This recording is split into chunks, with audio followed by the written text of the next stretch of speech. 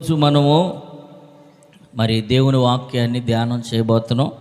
గడిచిన దినాల్లో మరి దేవుని వాక్యాన్ని కంటిన్యూషన్గా మనం కొన్ని వాక్య ధ్యానం చేస్తూ వస్తున్నాం.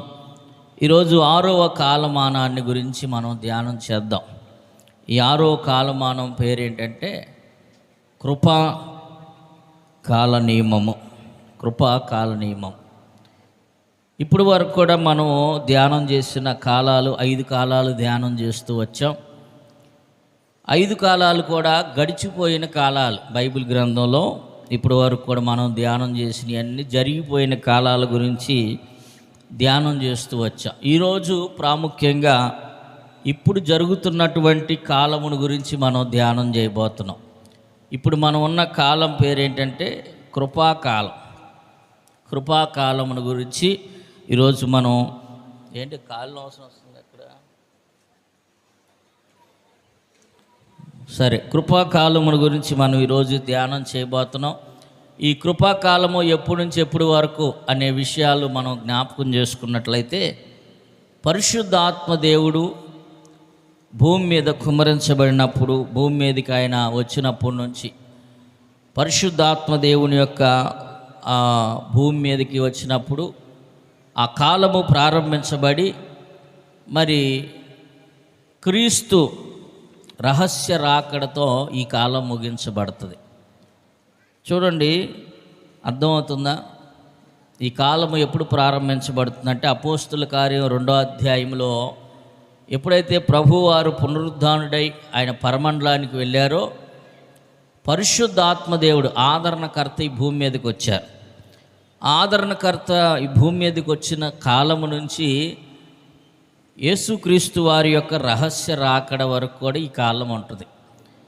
ఈ కాలము రహస్య రాకడ అంటే ఏంటి? యేసు ప్రభు వారి రాకడ అంటే 2 విధాలుగా మనం ఆలోచించాలి. బైబిల్ గ్రంథంలో యేసు ప్రభు వారి యొక్క రాకడను 2 విధాలుగా వర్ణించబడింది. ఎలాగంటే మొదటిది రాకడ రహస్య రాకడ. యేసు ప్రభువారు రహస్యంగా ఆయన ఈ భూమి మీదకి ఆయన వచ్చినప్పుడు సంఘం ఎత్తబడుతుంది. సంఘం మధ్యాకాశంలో ఆయన ఎదుర్కోబోయే అదే మొదటి రాకడ. ఆ మొదటి రాకడ ఏంటిదంటే రహస్య రాకడ. అందరికీ తెలియదు ఈ విషయం. అది ఓన్లీ సంఘం, సిద్ధపడిన సంఘానికి మాత్రమే ఈ విషయాలు తెలియపరచబడతాయి. 2వ రాకడ ఆయన బహిరంగంగా రాజులకు రాజుగా, ప్రభువులకు ప్రభువుగా ఆయన రాబోతున్నాడు. అది తర్వాత మనం ధ్యానం చేయబోతున్నాం. ఈరోజు ప్రాముఖ్యంగా యేసు ప్రభు వారి యొక్క రహస్య రాకడ గురించి కొన్ని ప్రాముఖ్యమైన విషయాలు మనం ఈరోజు ధ్యానం చేయబోతున్నాం. మరి యేసు ప్రభు వారి యొక్క రహస్య రాకడ ఎలా ఉండబోతుంది? ఈ రహస్య రాకడ ఎవరికి తెలుస్తుంది? ఈరోజు మన అంశం ఏంటంటే ఈ రహస్య రాకడలో ఎవరు ఎత్తబడతారు అనే విషయాలు మనం ఈరోజు ధ్యానం చేయబోతున్నాం. Praise the lord. ప్రభు మనల్ని అందరినీ సిద్ధపరచునుగాక. ప్రభు రాకడ ఎప్పుడు అనేది సమయములు, కాలములు అన్నీ కూడా ప్రభు స్వాధీనంలో, తండ్రి స్వాధీనంలో ఉన్నాయి. మరి ఎప్పుడు, ఎవరు, ఎలా జరుగుతుంది, ప్రభు ఎప్పుడు వస్తాడనేది విషయాలు మాత్రం ఎవరికి తెలియదు. రెప్పపాటులో వస్తామని చెప్పి దేవుని వాక్యం సెలవిస్తుంది. అనుకోనని గడియలో, మనం ఊహించని గడియలో, మనం ఎప్పుడు ఎక్స్పెక్ట్ చేయని ఒక సమయం ఆయన దొంగ వచ్చినట్లుగా వస్తారు అని చెప్పి వాక్యం సెలవిస్తూ ఉంది. ఆయన రెప్పపాటులో వస్తాడని వాక్యం సెలవిస్తూ ఉంది. కాబట్టి ఆ రహస్య రాకడ ఎప్పుడు వస్తుందో ఎవరికి తెలియదు. ఇది ఈ కాలంలోనే వస్తుంది. కానీ తప్పనిసరిగా ఈ కృపాకాలంలో, మనం ఉన్న కాలంలోనే ఆయన రాకడ వస్తుంది. మనం ఆ రాకడ కొరకు సిద్ధపాటు కలిగి ఉండాలి. ఎవరు ఈ రాకడలో ఎత్తబడతారు అనేది 7 మెట్లు బైబిల్ గ్రంథంలో రాయబడి ఉంది. రాకడలో, రహస్య రాకడలో ఆయనని ఎదుర్కొనే సంఘం ఎలా ఉండాలి అంటే బైబిల్ గ్రంథం సెలవిస్తూ ఉంది. చూడండి, 7 విషయాలు మీకు జ్ఞాపకం చేస్తాను బైబిల్ గ్రంథంలో నుంచి. అపోస్తుల కార్యము 17వ అధ్యాయము 30వ వచనంలో మొట్టమొదటి మాటను అక్కడ మనం చదవచ్చు. ఆజ్ఞాన కాలమందు దేవుడు చూసి చూడనట్లు ఉండెను, ఇప్పుడైతే అంతటను అందరూ మారు మనసు పొందవల్లని మనుష్యులకు ఆజ్ఞాపించుచున్నాడు. చాలు, ఇది మొదటి మాట. ప్రతి ఒక్కరూ గమనించాలి. రహస్య రాకల్లో ఎవరు ఎత్తబడతారు అనే విషయాలు ఈరోజు మనం ధ్యానం చేయబోతున్నాం. కొంతమందికి అవగాహన ఉండొచ్చు, అవగాహన లేకపోవచ్చు. కొంతమంది అనుకుంటారు దేవుని మందిరానికి వెళ్తే దేవుని రాకల్లో ఎత్తబడతామేమో, వారం వారం చర్చికి వెళ్తే సరిపోద్దులే అని కొంతమంది అనుకుంటారు. కానీ ఖచ్చితమైన నియమాలు బైబిల్ గ్రంథంలో రాయబడి ఉన్నాయి. ఆయన రహస్య రాకల్లో ఎవరు ఎత్తబడతారు, ఎవరు ఆయన ఎదుర్కోకుంటారు అనే విషయాలు చక్కగా బైబిల్ గ్రంథంలో రాయబడి ఉన్నాయి. అది మొదటిగా మనలో ఉండవలసిన క్వాలిఫికేషన్స్ ఏంటంటే, ఆజ్ఞాన కాలంలో దేవుడు చూసి చూడనట్లు ఆయన ఉన్నాడు. కానీ ఇప్పుడైతే అంతటా అందరూ కూడా మారు మనసు పొందవలనని మనుషులకు ఆజ్ఞాపిస్తున్నాడు. మొదటి మెట్టు ఏంటంటే, ప్రభువుని ఎదుర్కొనే సంఘంగా మనం ఉండాలి అంటే మొదటి మెట్టు మారు మనసు అనే మెట్టు. మారు మనసు అంటే మన మనసు మార్చబడాలి. మనం రక్షణ తీసుకోకముందు, లేకపోతే ప్రభువుని ఎరగకముందు మనం ఎలా ఉన్నామో దేవుడు అడగడం. మనం ఎలాగైనా ఉన్నాం, ఎలాగో చూసాం, చేసాం, అయిపోయింది. ప్రభువుని ఎరిగిన తర్వాత మనం వాటన్నిటిని కూడా విడిచిపెట్టాలి. వాటన్నిటిని కూడా విడిచిపెట్టి, మరి మన పొరపాట్లు, తప్పిదాలు అన్నీ కూడా విడిచిపెట్టినప్పుడు దేవుని యొక్క కనికరాన్ని మనం పొందుకుంటాం. అదే మారు మనసు అంటే. ఒక ఆయన ఇలాగే దేవుని సన్నిధిలో మారు మనసు పొందడానికి కూర్చున్నాడంట. కూర్చొని, ప్రభువా నాకు మారు మనసు ఇవ్వు, నువ్వు నాతో మాట్లాడితే అప్పుడు నువ్వు నాకు మారు మనసు ఇచ్చినట్లుగా రుజువు అని దేవుని సన్నిధిలో కొన్ని దినాలు ప్రార్థన చేయడం ప్రారంభించాడు.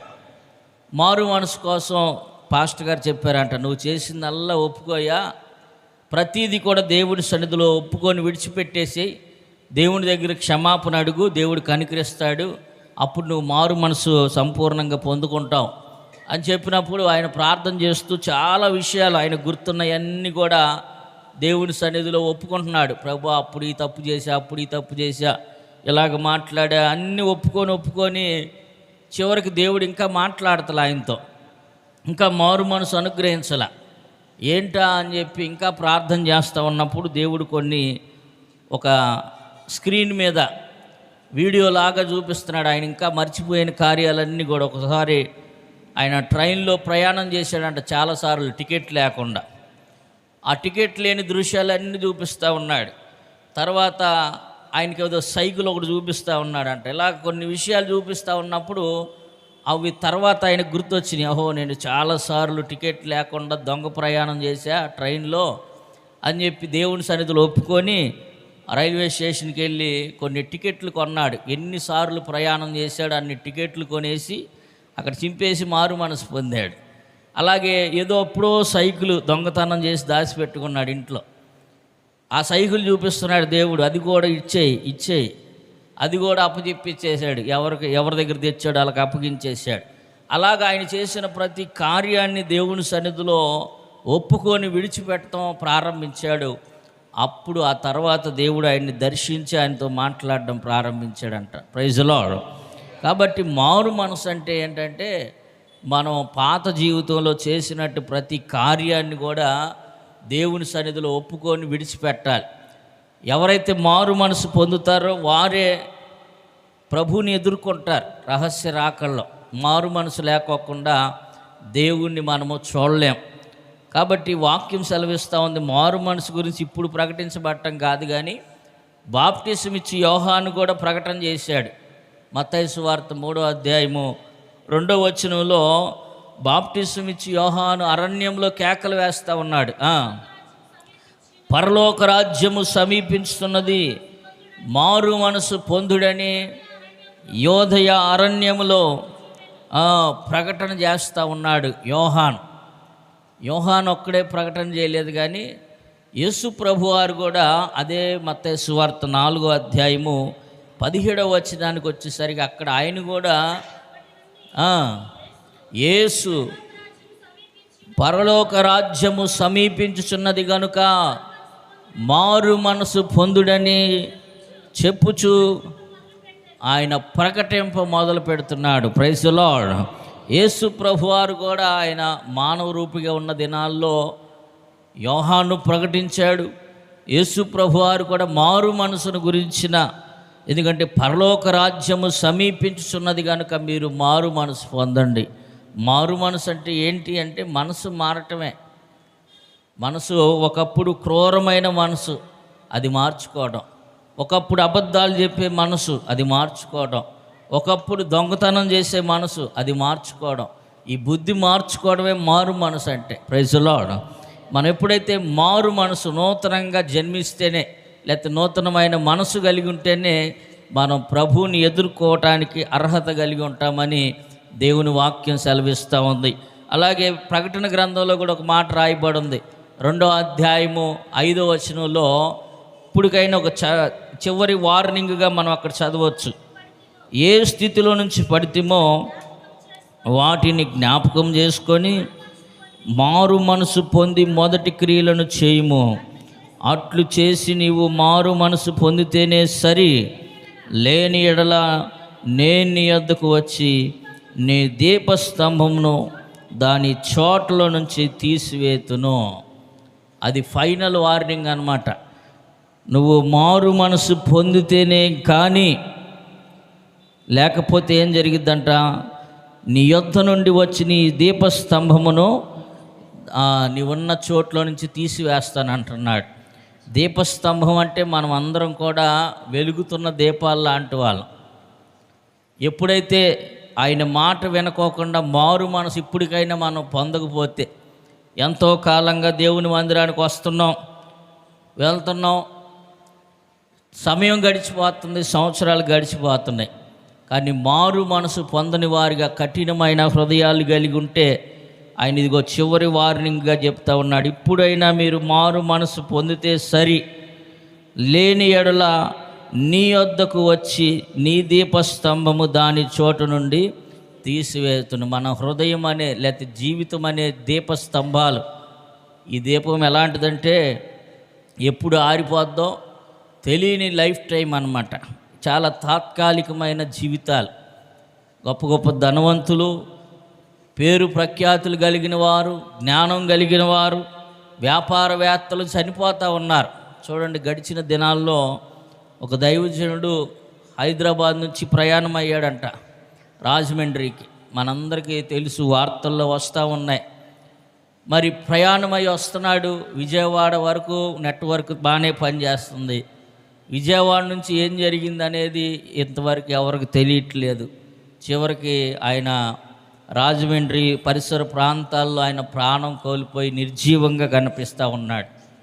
ఆయన గురించి సాక్ష్యం చెప్తా ఉన్నారు. ఆయన మంచి వ్యక్తి అని, గొప్ప ధనవంతుడని, పేద ప్రజల్ని పోషిస్తున్నాడని, చాలా విషయాలు ఆయన గురించి చెప్తా ఉన్నారు. కానీ దేవుడు ఒక్కసారి ఆ దీపస్తంభం మీద నుంచి దీపాన్ని తీసేస్తే మనం ఎవరం కూడా వెలిగించడానికి అవకాశం లేదు. ఈ దీపం ఎప్పుడు ఆరిపోద్దో, ఎప్పుడు వరకు వెలిగిద్దో ఎవరికి కూడా తెలియదు. కాబట్టి దీపము వెలుగుతున్నప్పుడే ఇల్లుని చక్కబెట్టుకోవాలి. అందుకని ప్రకటన గ్రంథంలో ఈ వార్నింగ్ ఇస్తున్నాడు. ఇప్పటికైనా మారు మనసు పొందితేనే సరి, లేకపోతే లేని ఎడల నీ వద్దకు వచ్చి నీ దీపస్తంభము దాని చోట నుండి తీసివేస్తానంటున్నాడు. యేసన్న గారు కూడా ఒక చక్కని పాట రాశాడు. నా దీపము నీవే వెలిగించినావు, అది సుడిగాలిలోనైనా జడివాన్లోనైనా ఆరిపోదు. Praise the Lord. ఆరని దీపమై దేదీప్యమానమై నా హృదయ కోవెలపై దీపాల తోరణమై చేశావు పండుగ, వెలిగావు నిండుగా. చేశావు పండుగ, వెలిగావు నిండుగా. నా దీపము యేసయ్యా నీవు వెలిగించినావు. సుడిగాలిలోనైనా జడివానలోనైనా ఆరిపోతులే నీవు వెలిగించిన. నీవు వెలిగించిన దీపము, నీవు వెలిగించిన దీపము, నీవు వెలిగించిన దీపము, నీవు వెలిగించిన దీపము. హల్లెలూయా. ఇది మొదటి మెట్టు ఏంటంటే ప్రభువుని ఎదుర్కొనే సంఘంగా మనం ఉండాలి అంటే మొదటి మెట్టు ప్రతి ఒక్కరు కూడా మారు మనసు పొందిన వారుగా ఉండాలని దేవుని వాక్యం సెలవిస్తూ ఉంది. రెండవ మెట్టుని మనం చూసినట్లయితే మత్తయి సువార్త 28వ అధ్యాయము 19వ వచనాన్ని మనం జ్ఞాపకం చేసుకుందాం. కాబట్టి మీరు వెళ్ళి సమస్త జనులను శిష్యులుగా చేయుడి, తండ్రి యొక్కయు కుమారుని యొక్కయు పరిశుద్ధాత్మ నామములో వారికి బాప్టిసమిచ్చుచు నేను మీకు ఏ సంగతులను ఆజ్ఞాపించితినో వాటినన్నిటినీ గైకొనవలనని వారికి బోధించండి. ఇది రెండవ మెట్టు. ప్రభు రాకల్లో మనము రహస్య రాకల్లో వధువు సంఘముగా ఆయన్ని ఎదుర్కోవాలంటే రెండవ క్వాలిఫికేషన్ ఏంటంటే ముంచుట బాప్టిజం పొంది ఉండాలి. బాప్టిజం అనేది చాలా ప్రాముఖ్యమైంది. మారు మనసు మొదటి మెట్టు అయితే రెండవ మెట్టు ఏంటంటే బాప్టిజం. ఈ బాప్టిజంలో కూడా చాలా రకరకాలైన బాప్టిజాలు ఉంటాయి. కొంతమంది నీళ్ళు ఇలా జిమ్ముతూ ఉంటారనమాట. అది బాప్టిజం పొందినట్టే అని కొంతమంది ఉద్దేశం. కొంతమందికి ఒక ఆవిడని అడిగితే బాప్టిజం పొందారంటే నేను చిన్నప్పుడే 8 సంవత్సరాలప్పుడు ఎప్పుడు పొందానండి, నాకు ఇచ్చేసారు చిన్నప్పుడే బాప్టిజం అని కొంతమంది చెప్పారు. కొంతమంది ఉద్దేశం ఏంటంటే జెండా కింద బాప్టిజం అని కొంతమంది చేస్తారు. ఇవన్నీ చెల్లుబాటు అయ్యే వాక్యములో ఉన్నది ఉన్నట్టుగానే మనం చేయాలి. Praise the lord. ఇక్కడ చెప్తున్నారు యేసు ప్రభువారు తన శిష్యులకు చెప్తూ 11 మందిని శిష్యుల్ని యేసు తన యొద్దకు నిర్ణయించిన గలిలయ కొండకు వెళ్ళిరి. వారు ఆయన చూచి అక్కడ 19వ వచనంలో కాబట్టి మీరు వెళ్ళి సమస్త జనులను శిష్యులుగా చేయండి, తండ్రి యొక్కయు కుమారుని యొక్కయు పరిశుద్ధాత్మ యొక్కయు నామములోనికి వారికి బాప్టిసమిచ్చుచు నేను మీకు ఏ ఏ సంగతులు ఆజ్ఞాపించితినో వాటన్నిటినీ గైకొనవలనని వారికి బోధించుడి. ఇదిగో నేను యుగ సమాప్తి వరకు సదాకాలము మీతో కూడా ఉన్నానని వారితో చెప్పాను. రెండవ మెట్టును మనం జ్ఞాపకం చేసుకుంటున్నాం. వధువు సంఘానికి ఉండవలసిన రెండవ మెట్టు మరి వారు ముంచుట బాప్టిజం. యేసు ప్రభు వారు ఏ బాప్టిజం తీసుకున్నాడు? ముంచుట బాప్టిజం. ఆయన నీతి నిమిత్తం ఇలాగ జరగని అని చెప్పి బాప్టిజం ఇచ్చి యోహాను దగ్గరికి వెళ్ళాడు. ఆయన చేతుల మీదుగా తండ్రి కుమార పరిశుద్ధాత్మ నామములో ముంచుట బాప్టిజం యేసు ప్రభు వారు పొందారు. ఆయన పొంది ఒడ్డుకు వస్తుండగానే ఆకాశం తెరవబడటం, పావురం వలె ఆయన మీదకి దిగి వచ్చి ఒక చక్కని మాట చెప్తుంది, ఈయనే నా ప్రియకుమారుడు, ఈయన యందు నేను ఆనందిస్తున్నాను. ఎవరైతే బాప్టిజం పొందుతారో వారి యందు దేవుడు ఆనందిస్తాడు. Praise the lord. మరి 26వ తారీఖు ఆన్లైన్ ప్రేయర్ జరిగింది. మరి ఆన్లైన్ ప్రేయర్ జరిగిన తర్వాత ఒక యవనస్తురాలు చక్కగా బాప్టిజం పొందారు. మరి వాళ్ళు ముందు వస్తే బాగుండేది, సాక్ష్యం చెప్పేవాళ్ళు లేటుగా వచ్చారు. ఏదేమైనా వాళ్ళ తరపున నేనే సాక్ష్యం చెప్తున్నా. Praise the lord. మరి బాప్టిజం అనేది చాలా ప్రాముఖ్యమైంది. బాప్టిజం లేకోకుండా ఎవరు కూడా దేవుని రాజ్యాన్ని చూడలేరు, సమీపించలేరు. రెండో మెట్టు ప్రభువుని వధువు సంఘముగా మనం ఎదుర్కోవాలంటే, ఆయన్ని కలుసుకోవాలంటే రెండో మెట్టు ఏంటంటే బాప్టిజం. ఈ బాప్టిజం కూడా చాలా ప్రాముఖ్యమైంది. అందుకని యేసు ప్రభువారు ఆయన కొన్ని సందర్భాల్లో మాట్లాడుతూ నికోదేముతో మాట్లాడుతూ ఒక చక్కని మాట చెప్పాడు. ఒకడు క్రొత్తగా జన్మిస్తేనే కానీ వాడు దేవుని రాజ్యాన్ని చూడలేడు, దానిలోకి ప్రవేశించలేడు. యోహాను సువార్త 3:3లో ఆ మాట మనం అక్కడ చదువుతాం. చదవండి ఒకసారి. అందుకు యేసు అతనితో, ఒకడు క్రొత్తగా జన్మించితేనే కానీ అతడి దేవుని రాజ్యమును చూడలేడని మీతో నిశ్చయముగా చెప్పుచున్నాను అనెను. Praise the lord. ఒకడు క్రొత్తగా జన్మించాలి. జన్మించడం అంటే తల్లి గర్భంలో నుంచి ఎలాగ మళ్ళీ జన్మిస్తామని ఆయన అడుగుతున్నాడు ఆ ప్రశ్న. నేను పెద్ద వ్యక్తిని కదా, పెద్ద వయసు ఆయన్ని, నేను మళ్ళీ తల్లి గర్భంలో నుంచి ఎలా జన్మించగలుగుతానంటే యేసు ప్రభు వారు చెప్పింది, నీటి మూలముగాను ఆత్మ మూలముగా జన్మించాలి. క్రొత్త జన్మ అంటే మన పాత జన్మ అంతా నీటిలో విడిచిపెట్టేసి ఆ రోజుతోనే విడిచిపెట్టేసి శుభ్రంగా మరలా నూతన జన్మ బాప్టిజం ద్వారా క్రొత్తగా జన్మించే భాగ్యాన్ని దేవుడు మనకు అనుగ్రహిస్తున్నాడు. అది కూడా తండ్రి యొక్కయు కుమారుని యొక్కయు పరిశుద్ధాత్మ యొక్కయు నామములో బాప్టిజం పొందితేనే అది సరి అయిన బాప్టిజం అని బైబిల్ గ్రంథం స్పష్టంగా బోధిస్తుంది. ఇది రెండవ మెట్టుగా మనం చూడవచ్చు. మూడవ మెట్టు ఏంటంటే చూడండి, అపోస్తుల కార్యము 2వ అధ్యాయము 17వ వచనంలో, అంత్య దినముల యందు నా ఆత్మను కుమ్మరించెదను, కుమారులను కుమార్తెలను ప్రవచించెదరు, మీ యవ్వనులకు దర్శనము కలుగును, మీ వృద్ధులు కళ్ళకు కందురు. ఆ దినములలో నా దాసుల మీదను నా దాసురాండ్ల మీదను నా ఆత్మను కుమ్మరించెదను గనుక వారు ప్రవచించెదరు. మూడవ అనుభవం ఏంటంటే, వధువు సంఘంగా క్రీస్తుని మనం ఎదుర్కోవాలి అంటే వారికి ఉండవలసిన మూడవ అనుభవం ఏంటంటే పరిశుద్ధాత్మ అభిషేకం. పరిశుద్ధాత్మ అభిషేకం పొందుకోవాలి. ఈ అంత్య దినముల్లో దేవుడు చెప్తున్న మాట, అంత్య దినముల యందు నేను మనుషులందరి మీద కూడా నా ఆత్మను కుమ్మరించేదను. యేసు ప్రభువారు ఎప్పుడైతే ఆయన పరమండలానికి వెళ్ళాడో ఆయన ప్లేస్లో ఈ భూమి మీదకి దిగి వచ్చింది ఎవరంటే పరిశుద్ధాత్మ దేవుడు. ఆయన ఆత్మరూపిగా మన మధ్యలోకి వచ్చాడు. ఆయన ఎక్కడ 2-3 ఆయన నామంలో ఏకీభవిస్తారో వారి మధ్యలో ఉంటాడు. ఆయన ఏ గోడలు కానీ తలుపులు కానీ ఏది కూడా అడ్డుకోలేవు. ఆయన ఆత్మరూపిగా అందరి మధ్యలో, ఇప్పుడు మన మధ్యలో కూడా ఆయన ఉన్నాడు. Praise the lord. ఆయన మన మధ్యలో కూడా ఆయన ఆత్మరూపిగా సంచరిస్తూ ఉన్నాడు. ఆత్మరూపిగా ఆయన ఆత్మను మనము కలిగి ఉందుముగాక. ఆత్మ లేనివాడు నావాడు కాదు అని దేవుని వాక్యం సెలవిస్తూ ఉంది. పరిశుద్ధాత్మ కలిగి ఉన్నవారు ఆత్మ ఫలాలు ఫలించేవారుగా ఉంటారు. పరిశుద్ధాత్మ వారిలో ఉంది, కార్యం జరిగిస్తున్నారంటే వారు ఎప్పుడు ప్రేమ కలిగి ఉంటారు, సమాధానంగా ఉంటారు, దీర్ఘశాంతంతోనూ దయాలత్వం కలిగి మంచితనం కలిగి అన్ని విశ్వాసముతోనూ సాత్వికంతో ఇలాంటి గుణలక్షణాలు ఉన్నాయంటే వారిలో పరిశుద్ధాత్మ దేవుడు కార్యం జరిగిస్తున్నాడని మనం అర్థం చేసుకోవాలి.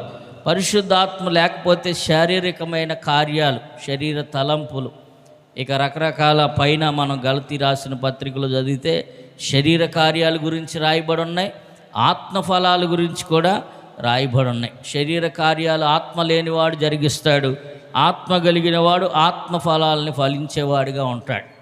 కాబట్టి పరిశుద్ధాత్మ అనుభవంలోనికి మనం నడిపించబడుదుముగాక. పరిశుద్ధాత్మ శక్తిని పైనుంచి వారు శక్తిని పొందారు. వారందరూ మేడగది మీద ప్రార్థన చేస్తున్నారు. ఆదిమ సంఘం ఇగో పరిశుద్ధాత్మ దేవుడు బలంగా వారి మధ్యలోకి దిగి వచ్చినప్పుడు వారందరూ వాక్శక్తి దేవుడు అనుగ్రహించిన కొలది వారు అన్య భాషలతో మాట్లాడడం ప్రారంభించారు. పరిశుద్ధాత్మ దేవునికి ఉన్నటువంటి మరొక నామకరణం యోహాను సువార్త 14వ అధ్యాయంలో మనం గమనించినట్లయితే 14వ అధ్యాయం 16వ వచనాన్ని మనం ఒకసారి చదవచ్చు. మీ యొద్ద ఎల్లప్పుడూ ఉండుటకై ఆయన వేరొక ఆదరణకర్తను అనగా సత్యస్వరూపియగు ఆత్మను మీకు అనుగ్రహించును. Praise the lord. 26వ వచనాన్ని కూడా ఒకసారి చదువుదాం. ఆదరణకర్త అనగా తండ్రి నామమున పంపబోవు పరిశుద్ధాత్మ సమస్తమును మీకు బోధించి నేను మీతో చెప్పిన సంగతులన్నింటినీ మీరు జ్ఞాపకము చేయును. ఆదరణకర్త పరిశుద్ధాత్మ. ఆయనకున్న మరొక పేరేంటంటే ఉత్తరవాది అని ఫుడ్ నోట్లు అక్కడ మనం చదువుతాం. ఆదరణకర్త అనగా ఉత్తరవాది. ఉత్తరవాది అంటే మన పక్షాన విజ్ఞాపన చేసే దేవుడు. Praise the lord. ఆ పరిశుద్ధాత్మ అనుభవంలోనికి కూడా మనం నడిపించబడాలి. వధువు సంఘంగా మనం సిద్ధపాటు కలిగి ఉంటున్నాం. వధువు సంఘంగా మనము దేవుని ఎదుట కలంకము లేని వధువు సంఘంగా దేవుణ్ణి ఎదుర్కోవాలి రహస్య రాకళ్ళు అంటే మూడవ అనుభవం ఏంటంటే పరిశుద్ధాత్మ అనే అనుభవంలోనికి మనమందరం నడిపించబడదుముగాక. నాలుగవదిగా అక్కడ మనం గమనించినట్లయితే మరొక చక్కని సందేశము ఇక్కడ 1 కొరింథీ పత్రిక 12వ అధ్యాయము 12వ వచనం నుంచి మనం చదివితే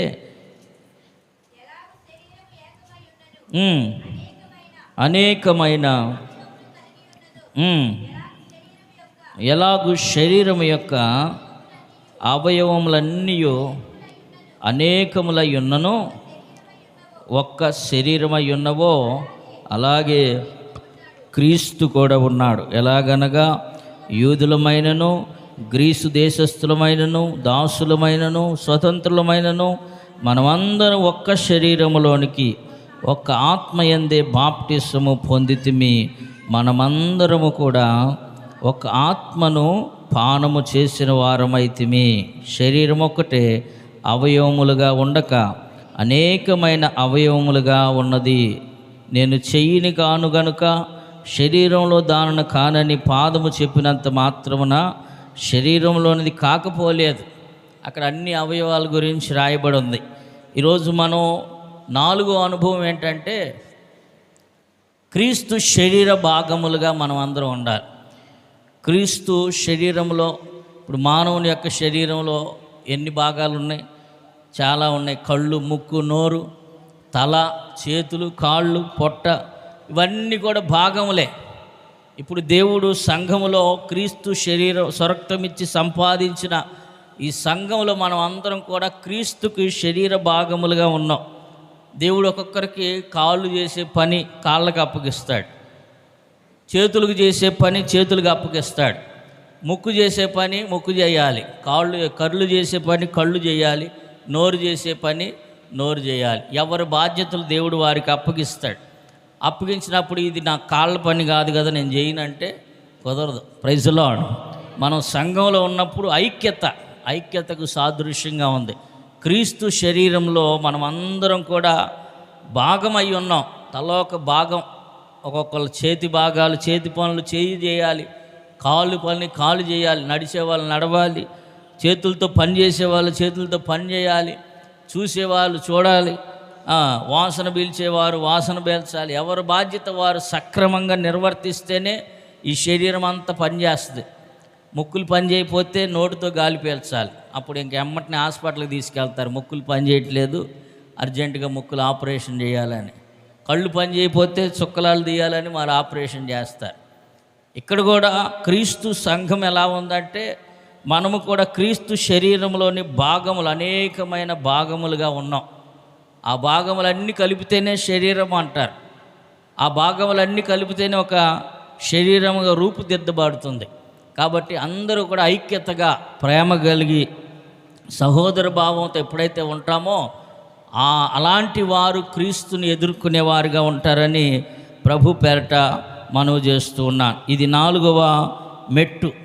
మొత్తం 7 మెట్లు ప్రభువుని మనము చేరాలంటే, వధువు సంఘంగా ఆయన్ని ఎదుర్కోవాలంటే 7 మెట్లలో మొదటి మెట్టు మారు మనసు, 2వది బాప్టిసము, 3వదిగా పరిశుద్ధాత్మ, 4వదిగా ఏక శరీరమై ఉండటం, 5వదిగా మనం చూసినట్లయితే మరి అపోస్తుల కార్యం 2వ అధ్యాయము 42వ వచనంలో చెప్పినట్లుగా మీరు అపోస్తుల బోధ యందును సహవాసమందును రొట్టె విరుచుట యందును ప్రార్థన చేయుటలో ఎడతెగక అలిసిపోకూడదు. ఈ వారం వచ్చాం కదండి, రేపు వారం మళ్ళీ రాలేకపోతున్నాం, బాగా ఎండలుగా ఉన్నాయి, అంత దూరం నుంచి రాలేకపోతున్నాం, ఈ వారం రెస్ట్ తీసుకుంటాంలే అని మనం ఎప్పుడు విశ్రాంతి తీసుకోకూడదు. ఆయన ఎప్పుడు వస్తాడు, రహస్య రాకల్లో ఈరోజు రావచ్చు, రేపు రావచ్చు, ఏ గడియ ఏ క్షణంలో ఆయన వస్తాడో మనకు తెలియదు. మనం ఎడతెగక అపోస్తుల బోధ యందు ఎడతెగకూడదు, సహవాసంలో ఎడతెగకూడదు, రొట్టె విరుచుటలో ఎడతెగకూడదు, ప్రార్థన చేయుటలో కూడా ఎడతెగకూడదు. ఇవి 4 కూడా 4 రకాలైన ఉపదేశములు మనం దేవుని అపోస్తుల బోధ వాక్యం మనల్ని ఏం చేస్తుందంటే బ్రతికిస్తుంది. వాక్యం మనల్ని ఏం చేస్తుందంటే నడిపిస్తుంది. వాక్యం ఏం చేస్తుందంటే మనల్ని వెలుగులోకి నడిపిస్తుంది. వాక్యం ద్వారా మనం ఒకవేళ అది రెండంచులు కలిగిన ఖడ్గం వలె వాక్యం ఏం చేస్తుందంటే మనల్ని ఖండిస్తూ ఉంటుంది, బుద్ధి చెప్తూ ఉంటుంది. వాక్యం ద్వారా మనం జీవిస్తాం. కాబట్టి అపోస్తుల బోధలో మనం ఎడతెక్కకూడదు. అలాగే సహవాసంగాలాగా మనం కూడుకొని ఉన్నట్లో ఎడతెగక మానుకొనకూడదు. ఎప్పుడు కూడా మనము దేవుని సన్నిధిలో ప్రకటన చేసినప్పుడు తప్పనిసరిగా మనం సాధ్యమైనంత వరకు ఇక ఈరోజు రాలేము, ఇక పెద్ద పని అన్నప్పుడు తప్ప సాధ్యమైనంత వరకు మనం దేవుని సన్నిధిలో విడిచిపెట్టడానికి ఇష్టపడకూడదు. Praise lord. అలాగే రొట్టె విరుచుటలో కూడా ఎడతెగక మనము పాల్గొనే వారంగా, అలాగే ప్రార్థన చేయట్లో కూడా విసుకక నిత్యము ప్రార్థన చేయమని వాక్యం సెలవిస్తుంది. మెలకువగా ఉండి ప్రార్థన చేయమంటున్నారు. కాబట్టి మనం నిత్యము కూడా ప్రార్థన చేసే వారంగా ఉందుముగాక. ఇది 5వ మెట్టుగా మనం చూస్తాం.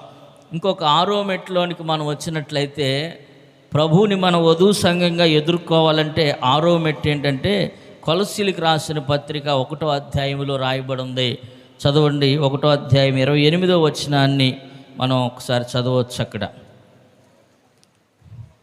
కొలస్సీలకు రాసిన పత్రిక, ప్రతి మనుష్యుని క్రీస్తునందు సంపూర్ణునిగా చేసి ఆయన ఎదుట నిలవబెట్టవలనని సమస్త విధములైన జ్ఞానముతో నేను ప్రతి మనుష్యునికి బుద్ధి చెప్పుచు ప్రతి మనుష్యునికి బోధించుచు ఆయనను ప్రకటించుచున్నాము. Praise the lord. ఇది 6వ మెట్టు. అపోస్తలుడైన పౌలు గారు కొలస్సీ సంఘానికి రాస్తూ ఇక్కడ చక్కని మాట ఆయన చెప్తూ ఉన్నాడు. ప్రతి మనుష్యుని క్రీస్తునందు ఎలా ఉండాలంటే సంపూర్ణులుగా చేయబడాలి. సంపూర్ణులుగా అంటే పర్ఫెక్ట్ మ్యాన్, పర్ఫెక్ట్ ఉమెన్. ఇక ఏ లోపము కనిపించకూడదు. దేవుని సముఖములో నిలబడినప్పుడు, ఆయన ఎదుట నిలబడినప్పుడు ఇంకా ఈ వంక ఉంది ఏంటని చెప్పకూడదు అన్నట్టు. వంకలేం ఉండకూడదు మనకి. సంపూర్ణులుగా మనము మార్చబడుదుముగాక. సంపూర్ణులుగా ఆయన ఎదుట నిలబడాలి. అంటే సంపూర్ణత ఇప్పుడు వరకు 5 మెట్లు మనం చదువుకున్నాం. 1 మారు మనసు అనేది ఉండాలి, బాప్టిసము, పరిశుద్ధాత్మ అనుభవము, అలాగే 4వదిగా ఆయన శరీరముగా ఏకమై ఉండటం, 5వదిగా అపోస్తుల బోధ, సహవాసం, రొట్టె విరుచుట్లో, ప్రార్థన చేయట్లో. ఈ 5 విషయాల్లో సంపూర్ణంగా ఉంటే అప్పుడు మనం సంపూర్ణంగా మార్చబడతాం. Praise the lord. ఎందుకంటే ఒక ఎగ్జాంపుల్ యేసు ప్రభు వారు చెప్తూ దేవుని యొక్క రాజ్యం ఎలా ఉండబోతుందంటే ఒక వివాహానికి సాదృశ్యంగా ఆయన బోధిస్తూ, ఒక వివాహానికి అందరిని ఆహ్వానించినప్పుడు ఒక ఆయన వస్త్రం లేకుండా వచ్చాడంట వివాహానికి. ఆ రాజుగారు ఆ విందుశాలను చూడడానికి వెళ్ళినప్పుడు ఆ విందుశాల అంతా కూడా చూస్తూ ఉన్నాడు. ఒక ఆయన వస్త్రం లేకుండా విందుశాలలో కనపడుతుంటే, అరే ఇన్ని వస్త్రం లేకుండా ఇన్ని ఎందుకు రానిచ్చారు ఇక్కడికి? మరి పర్ఫెక్ట్గా సంపూర్ణులుగా దేవుని ఎదుట మనం నిలబడాలి. Praise the lord. ఈ ప్రయాస అంతా ఎందుకు, ఈ ప్రయాస ఎందుకు పడుతున్నాం అంటే ఆయన ఎదుట ప్రతి ఒక్కరిని కూడా సంపూర్ణులుగా నిలబెట్టాలి. ఆయన ఎదుట సంపూర్ణులుగా మనం మార్చబడాలి. ప్రతి మనుష్యుణ్ణి క్రీస్తునందు సంపూర్ణులుగా చేసి ఆయన ఎదుట నిలవబెట్టవలనని సమస్త విధములైన జ్ఞానముతో మేము ప్రతి మనుష్యునికి బుద్ధి చెప్పుచు ప్రతి మనుష్యునికి బోధించుచు ఆయనను ప్రకటిస్తున్న, బుద్ధి చెప్తూ జ్ఞానాన్ని ప్రకటిస్తూ అందరూ సంపూర్ణులుగా మార్చబడాలని. కాబట్టి ఆయన ఎదుట మనం సంపూర్ణులుగా ఉండాలి. మరి ఒక్కొక్కసారి బుద్ధి చెప్పినప్పుడు కొంతమంది కోపం రావచ్చు. పెద్ద వయసు వాళ్ళకి, మేము సీనియర్ం కదా, మమ్మల్ని కావాలని అన్నారు అని బుద్ధి అంటే వాక్యం ద్వారా హెచ్చరించినప్పుడు కొంతమంది కోపాలు వస్తాయి. ఎందుకు బుద్ధి చెప్తున్నారంటే మిమ్మల్ని సంపూర్ణులుగా దేవుని ఎదుట నిలబెట్టాలి. ఒక వధువు సంఘంగా ప్రభు ఎదుట నిలబెట్టాలి. వధువు కన్యకగా, పవిత్రురాలైన కన్యకగా, ఏ కలంకము లేని వారిగా మిమ్మల్ని ప్రభు ఎదుట నిలబెట్టాలనే బుద్ధి చెబుతూ జ్ఞానవాక్యాన్ని బోధిస్తూ అన్ని విషయాల్లో వాక్యం ద్వారా హెచ్చరిస్తూ మిమ్మల్ని సంపూర్ణులుగా నిలబెట్టాలనే ప్రయాస. ఇది 6వ మెట్టు. మనం సంపూర్ణతలోనికి నడిపించబడదుముగాక. ఏడవది రహస్య రాకడ. Praise the lord. రహస్య రాకడ ఎలా ఉండబోతుందంటే, మరి చూడండి, ఆఖరికి ఒక మాటను మీకు జ్ఞాపకం చేస్తా. మత్తయి సువార్త 25వ అధ్యాయము 10వ వచనంలో ఒక మాట రాయబడింది. ఆ మాట మనం చదువుకుందాం. వారు కొనబోచుండగా పెండ్లి కుమారుడు వచ్చెను. అప్పుడు సిద్ధపడి ఉన్నవారు అతనితో కూడా పెండ్లి విందుకు లోపలికి పోయెను. అంతటా తలుపులు వేయబడెను. ఇక్కడ చదువుకున్న లేఖన వాక్యంలో ఒక చక్కని మాట, అంతటా సిద్ధపడిన వారు అనే మాట అక్కడ మనం చదువుతాం. చూడండి, అంతటా సిద్ధపడి ఉన్నవారు అతనితో కూడా పెండ్లి విందునకు లోపలికి వెళ్ళిపోయారంట. రహస్య రాకడ ఎలా ఉంటుంది?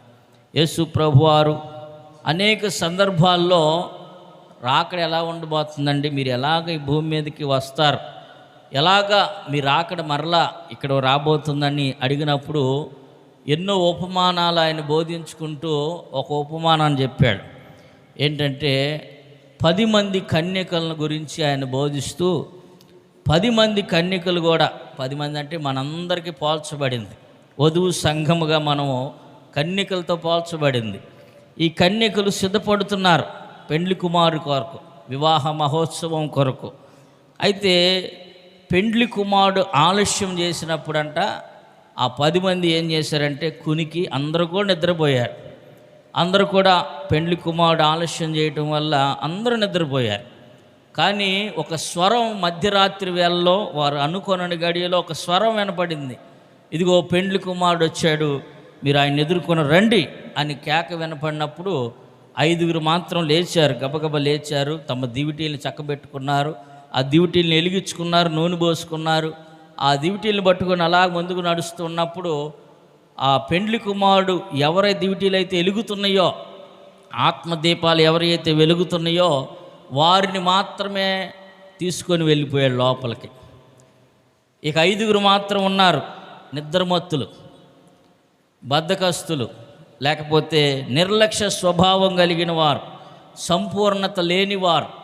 వారు ఏం చేశారంటే, మాకు కొంచెం నూనె ఇవ్వండి, మా దివిటీలు ఆరిపోయినాయి, మేము కూడా దివిటీలు వెలిగించుకుంటాం అని నూనె కోసం తిరుగుతూ ఉన్నారు. ఈలోపు తలుపులు వేయబడి వాళ్ళు కూడా వెళ్ళి తలుపులు కొడుతున్నారంట. మాకు కూడా తలుపులు తీయండి, మేము కూడా అందరిలాగే కూర్చున్నాం కదా, అందరితో పాటు వచ్చాం కదా, మాకు కూడా తలుపులు తీయండి అంటే, మీరెవరో మాకు తెలియదు. Praise the lord. అలాంటి దినం ఒకటి రాబోతుంది. అదే రహస్య రాకడ. ఆయన అనుకోని గడియలో ఆయన బహిర్గంగా లేకపోతే రహస్యంగా రాబోతున్నాడు. రెండోదిగా అందరికీ కనపడేటట్టు మరొక రాకడ కూడా ఉంది. బైబిల్ గ్రంథం 2 విషయాల గురించి కూడా బోధిస్తూ ఉంది. మొదట సంఘం ఎత్తబడుతుంది రహస్య రాకడలో, ఆ తర్వాత శ్రమలు భూమి మీదకి రాబోతున్నాయి. 3.5 మహాశ్రమలు, శ్రమల కాలం అని ఉంది, మహాశ్రమల కాలం అని ఉంది. ఆ తర్వాత హార్మెగిద్దోని యుద్ధం జరగబోతుంది. ఆ తర్వాత 1000 ఏండ్ల పరిపాలన. ఆ తర్వాత ప్రభువారి భూమి మీదకి రాజులకు రాజుగా, ప్రభువులకు ప్రభుగా ఆయన ఈ భూమి మీదకి అడుగుపెట్టి ఒక రోజు రాబోతుంది. ఇదంతా కూడా మనం వారం వారం వింటూ ఉంటే కొన్ని రహస్యాలు మనకి తెలుస్తూ ఉంటాయి. Praise the lord. ఈరోజు ఆయన రహస్య రాకడ గురించి మాత్రమే మనం ధ్యానం చేస్తూ ఉన్నాం. ఆ రహస్య రాకడలో ఆయన ఎప్పుడు వస్తాడో మనం అనుకొనని గడియలో మనం ఏం చేయాలంటే సిద్ధపాటు కలిగి మనము ఆ కొరింథీయులకు రాసిన పత్రిక 15వ అధ్యాయం 51, 52 ఈ మాటను మనం చదువుకొని ప్రార్థన చేసుకుందాం. ఇదిగో మీకు ఒక మర్మము తెలుపుచున్నాను, మనమందరము నిద్రించము కానీ ఒక రెప్పపాటున కడబోర మ్రోగగానే మనమందరము మార్పు పొందుదుము. మోర మ్రోగును, అప్పుడు మృతులు అక్షయులుగా లేపబడుదురు. మనము మార్పు పొందుదుము. క్షయమైన ఈ శరీరము అక్షయతను ధరించుకొనవలసి ఉన్నది, మర్త్యమైన ఈ శరీరము అమర్త్యతను ధరించుకొనవలసి ఉన్నది. ఈ క్షయమైనది అక్షయతను ధరించుకున్నప్పుడు, ఈ మర్త్యమైనది అమర్త్యతను ధరించుకున్నప్పుడు విజయమందు మరణము మృంగివేయబడిను అని వ్రాయబడిన వాక్యము నెరవేర్చబడుతుంది. ఇదిగో మర్మం చెప్తా ఉన్నాడు అపోస్తలుడైన పౌలు గారు. మీకు ఒక మర్మం తెలుపుచున్నా. ఈ మర్మం ఏంటంటే, మనం అందరం నిద్రించము కానీ నిమిషములో ఒక రెప్పపాటున మనమందరం కూడా మార్పు చెందుతాం. ఈ క్షయమైపోయే శరీరాలని విడిచిపెట్టి అక్షయమైన శరీరాల్ని మనం ధరించుకుంటాం. ఇంకా చెప్పాలంటే ఈ యొక్క మట్టి శరీరాలను ఇక్కడ విడిచిపెట్టేసి మహిమ శరీరాల్ని మనం ధరించుకొని మధ్యాకాశంలో ఆయన్ని ఎదుర్కోబోతున్నాం. Praise lord. ఇది రహస్య రాకడ అంటే. ఈ రహస్య రాకడలో మనము కూడా ఉండాలి అంటే ఈ పైన చెప్పిన 6 మెట్లు కూడా కలిగి ఉండాలి. మారు మనసు, బాప్టిసము, పరిశుద్ధాత్మ, క్రీస్తు శరీరంలో భాగములుగా ఉండాలి. అపోస్తుల బోధ యందును సహవాసమందును రొట్టె విరుచుట్లో ఉండాలి. అలాగే సంపూర్ణులుగా ప్రభు ఎదుట మనము తీర్చిదిద్దబడాలి.